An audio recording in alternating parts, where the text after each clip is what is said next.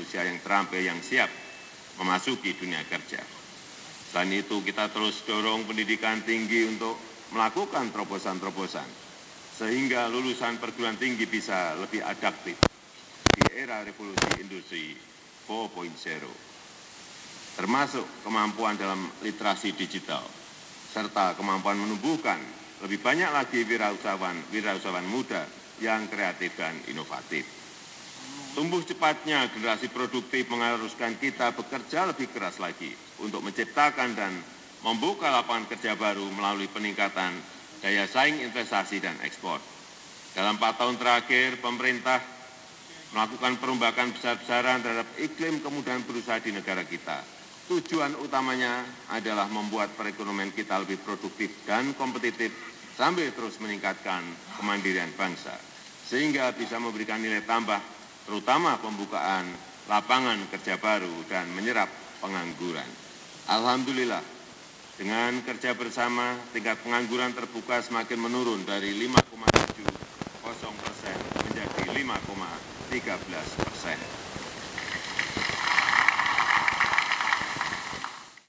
Kita sih berharap kebijakan-kebijakan dari pemerintah pusat tentu juga harus melihat keadaan real di daerah masing-masing.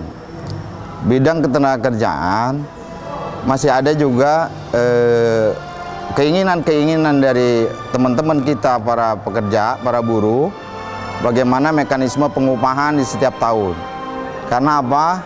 Tentu juga ada sektor-sektor tertentu yang harus mendapatkan perhatian khusus.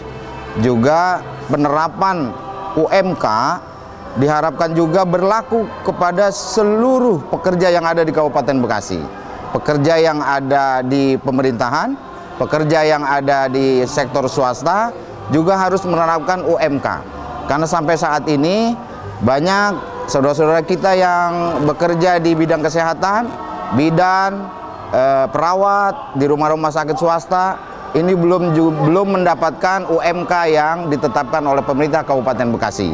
Nah, tentu kita berharap masyarakat Kabupaten Bekasi agar pemerintah pusat juga di dalam menerapkan kebijakan-kebijakan pusat tentu juga harus berlaku kepada semua lapisan masyarakat.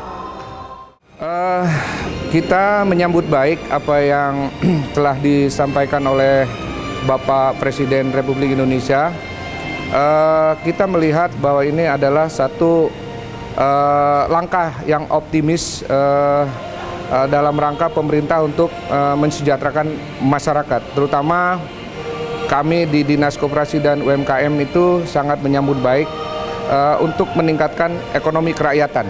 Apalagi tadi kami lihat bahwa Presiden khususnya untuk tahun 2019 akan meningkatkan indeks pembangunan manusia atau IPM 71,98. Artinya pemerintah akan terus mendorong daya beli masyarakat salah satunya untuk bagaimana ekonomi kerakyatan itu bisa menggeliat di tahun-tahun berikutnya dengan support dan dorongan dari pemerintah. Hal lain yang kami lihat bahwa pemerintah terus mendorong kredit usaha rakyat. Ini yang penting karena kita tahu bahwa kendala utama dari masyarakat UKM kita adalah masalah permodalan.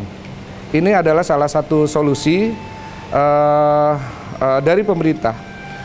Kami di pemerintah daerah tentunya juga akan mengimbangi program-program pemerintah untuk supaya selaras ke depan bahwa ekonomi kerakyatan itu betul-betul nanti bisa terwujud dengan capaian-capaian target yang sudah diprogramkan hingga akhirnya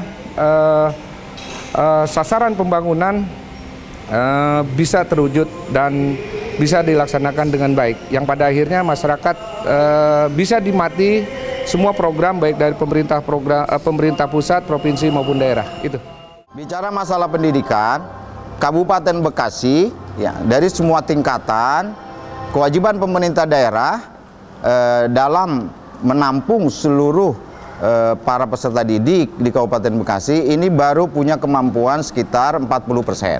Nah, maka dari itu kita juga perlu dorongan bantuan dari pemerintah pusat agar sektor-sektor pendidikan ini bisa maksimal menampung seluruh lapisan masyarakat, terutama agar juga ada keseimbangan antara dunia pendidikan negeri, baik SD, SMP, dan SMA, SMK, dan yang lainnya.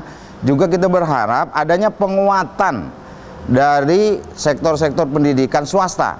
Bagaimana pendidikan swasta juga bisa bersinergi dengan pemerintah daerah, sehingga masyarakat itu tidak hanya negeri mandate, artinya setiap mencari sekolah, yang dicari itu sekolah-sekolah negeri.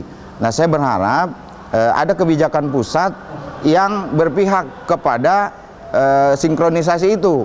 Karena kalaupun kita berlomba-lomba memperbanyak membangun sekolah negeri, nasib sekolah swasta juga bagaimana?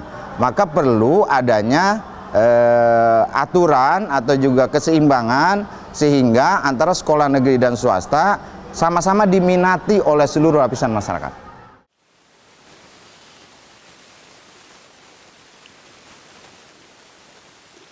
Rapat paripurna istimewa hadirin yang kami hormati, telah kita dengarkan bersama pidato kenegaraan Republik Presiden Republik Indonesia di depan sidang tahunan MPR serta pidato di depan sidang bersama Dewan Perwakilan Rakyat dan Dewan Perwakilan Daerah Republik Indonesia dalam rangka peringatan Hari Ulang Tahun ke-73 Kemerdekaan Republik Indonesia tahun 2018.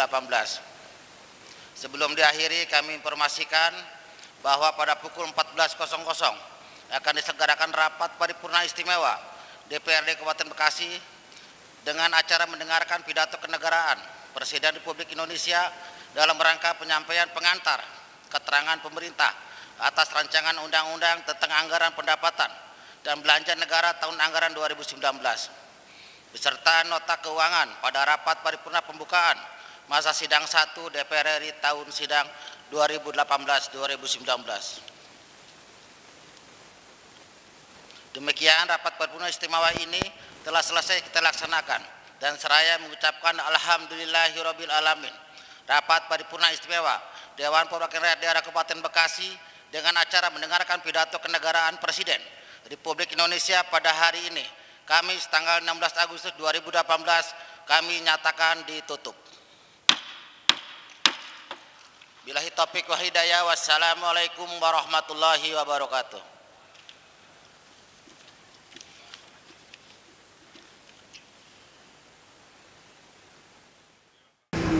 Kita sekarang ini di pemerintah daerah terus mengembangkan wirausaha baru. Kita punya target sekitar 5.000 UKM yang setiap tahunnya terus kita dorong, minimal 500 UKM kita mencetak wirausaha baru. Tentunya program ini harus juga disupport dengan dinas instansi lain.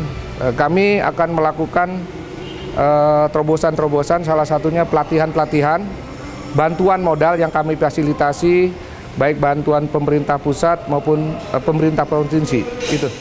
Saya pikir ini karena memang tadi tidak ada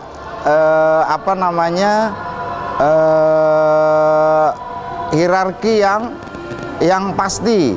Ketika memang undang-undang itu ada, maka undang-undang itu juga harus menekankan kepada pemerintah daerah, baik provinsi maupun kabupaten kota, agar sama-sama menerapkan acuan yang sama. Nah, sehingga tidak diberikan kelonggaran. Kalau peningkatan tambahan dari pemerintah daerah, baik provinsi maupun kabupaten kota, itu boleh. Tetapi kurang dari kebijakan UMK yang ada, ini juga harusnya ada penekanan dari pemerintah pusat. Sehingga para kepala daerah, ya baik gubernur maupun bupati dan wali kota juga punya acuan terhadap keterikatannya dengan undang-undang yang berlaku. Tetap kita akan himpun, karena pada prinsipnya pemerintah, khususnya DPRD, fungsi kita adalah termasuk pengawasan, dan kita APBD sudah kita buat, tinggal kita penempatan kita terhadap pengawasan yang sudah dilakukan oleh eksekutif terhadap pembangunan yang memihak kepada rakyat Kabupaten Bekasi. Maka insya Allah pada setelah ini, karena ini sudah Agustus, kita akan segera panggil melalui komisi-komisi baik di eksekutif untuk segera melaporkan sejauh mana kegiatan pembelian atau pembelanjaan terhadap APBD yang sudah kita sahkan di 2018 ini.